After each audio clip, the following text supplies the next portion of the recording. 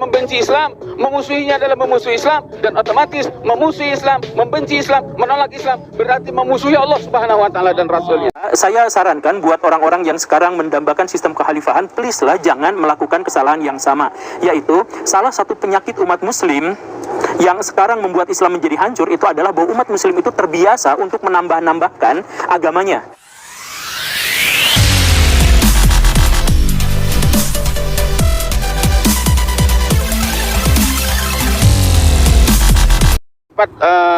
Bulan Agustus ini yang ke-78. Saya ingin mengajak kepada warga Indonesia secara umum dan khususnya kepada para umat Islam, bil khusus lagi karena saya sebagai santri, saya mengajak berpikir kepada para ulama, kepada para kiai.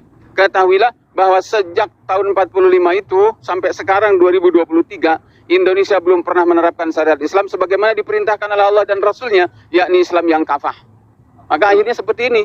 Diambil dari kata khalfun yang dalam bahasa Arab artinya adalah belakang. Maka biasanya kata-kata turunan dari kata khalfun ini terkait dengan konsep belakang. Misalkan kata khilafah ini sebagai turunan kata dari khalfun itu berarti pengganti atau wakil. Yang keduanya bisa kita bayangkan posisinya memang ada di belakang. Misalkan pengganti itu biasanya adalah orang yang ada di belakang orang yang digantikannya, dan wakil itu orang di belakang orang yang diwakilinya. Biasanya seperti itulah. Nah, di dalam Al-Qur'an itu ada kata-kata khalfun dan turunannya itu disebut sampai sekitar 120-an kali. Tetapi walaupun jumlahnya cukup banyak, yang menyebut kata khalifah itu ternyata hanya 2 ayat saja.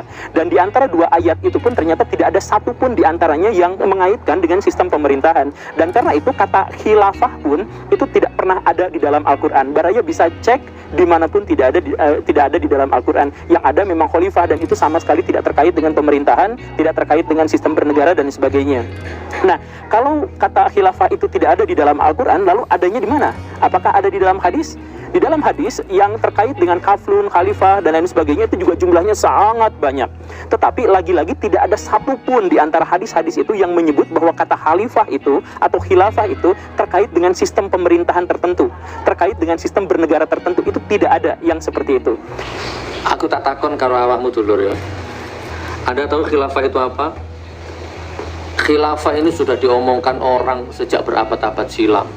Sejak zaman Rasulullah itu kata-kata khilafah itu sudah sering tiap hari menjadi makanan sehari-hari di warung kopi, di pasar. Khilafah itu sudah bukan barang aneh. Kalau di dalam Quran dan di dalam hadis tidak ada, lalu di mana? Apakah Nabi mempraktekannya? Ternyata Nabi Muhammad pun tidak pernah mempraktekkan itu. Nabi Muhammad itu memang kepala negara, kepala pemerintahan, tetapi pada waktu itu pemerintahan dan negara yang dibangun itu adalah negara yang sangat-sangat baru.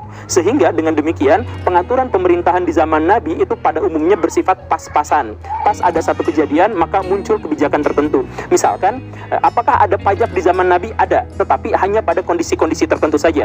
Apakah ada pejabat di zaman Nabi, misalkan yang namanya adalah jenderal gitu? Apakah ada? Ada, kalau pas mau perang. Kalau tidak mau perang, jenderalnya hilang gitu. Begitulah kurang lebihnya di dalam Islam itu. Apakah ada hakim? Biasanya hakimnya Nabi. Kalau nabinya tidak ada, digantikan kadang-kadang oleh Ali, kadang-kadang oleh orang yang lain, tergantung kondisinya pada waktu itu. Maka dengan demikian bisa dikatakan bahwa Nabi itu tidak menjalankan satu sistem pemerintahan tertentu karena pas-pasan.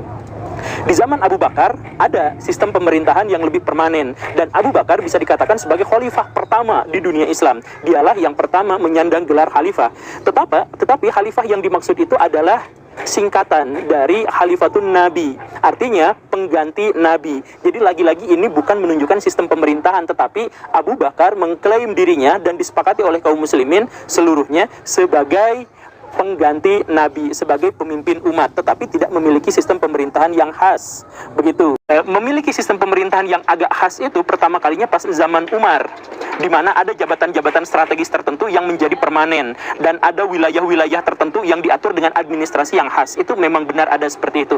Tetapi justru di sisi lain bahwa Umar bin Khattab adalah orang pertama yang menyangkal gelar khalifah.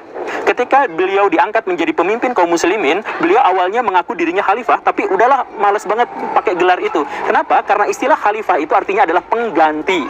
Abu Bakar mengaku dirinya sebagai khalifatun Nabi, artinya pengganti Nabi.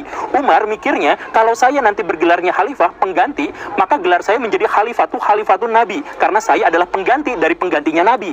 Nanti penerus saya adalah khalifatun Nabi. Nanti penerusnya lagi khalifatun Nabi. Begitu aja seterusnya sampai tua. Nah, daripada terjadi hal-hal yang semacam itu, maka Umar berpikir, udahlah mulai sekarang nama khalifah itu hilangin aja, ganti jadi Amirul Mukminin. Saya ini adalah Amirul Mukminin, pemimpin dari semua kaum muslimin atau pemimpin dari orang-orang beriman, kurang lebih seperti itu. Maka dari situ kita bisa mengetahui bahwa dalam konsep secara literal pun maupun dalam penerapan dalam administrasi dan sebagainya, ternyata istilah khalifah pun tidak ada, karena bahkan pengganti-pengganti nabi tidak mau menerapkan itu. Begitu. Yang pertama menggunakan gelar khalifah sebagai kepala negara dan ada sistem tertentu yang menaunginya itu adalah Muawiyah bin Abu Sofyan. Jadi setelah Ali dan setelah Khulafaur Rasyidin selesai, penggantinya adalah Muawiyah, dan Muawiyah mengklaim dirinya sebagai khalifah. Apakah ada sistem administrasi tertentu atau sistem bernegara tertentu di masa Muawiyah? Ada. Yang 90%-nya dia ambil, diadopsi dari pemerintahan Romawi.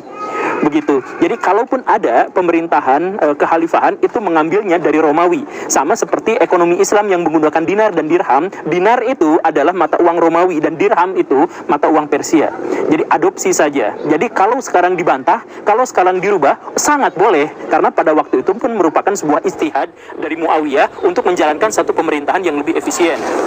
Maka saya sarankan buat orang-orang yang sekarang mendambakan sistem kekhalifahan, please lah jangan melakukan kesalahan yang sama. Yaitu salah satu penyakit umat muslim yang sekarang membuat Islam menjadi hancur itu adalah bahwa umat muslim itu terbiasa untuk menambah-nambahkan agamanya. Agama Islam itu udah sempurna, udah selesai, gak usah ditambah-tambahin. Nah, tetapi kenyataannya umat muslim sekarang menambah ajaran agama ini menjadi lebih rumit, menjadi lebih susah, dan menjadi lebih berlebihan. Misalkan begini, Nabi bilang jangan menambah-nambahkan dalam ajaran agama. Sekarang ditambah-tambahkan. Sistem khilafah itu ijtihad. Jadi itu berlaku untuk zaman itu. Zaman berikutnya ya ganti lagi, zaman berikutnya ya ganti lagi. Jangan ditambah-tambahkan, jangan dianggap bahwa sistem khilafah itu bagian dari Islam. Kalau ditambahkan, selain juga bid'ah, itu merusak Islam dari dalam. Begitu.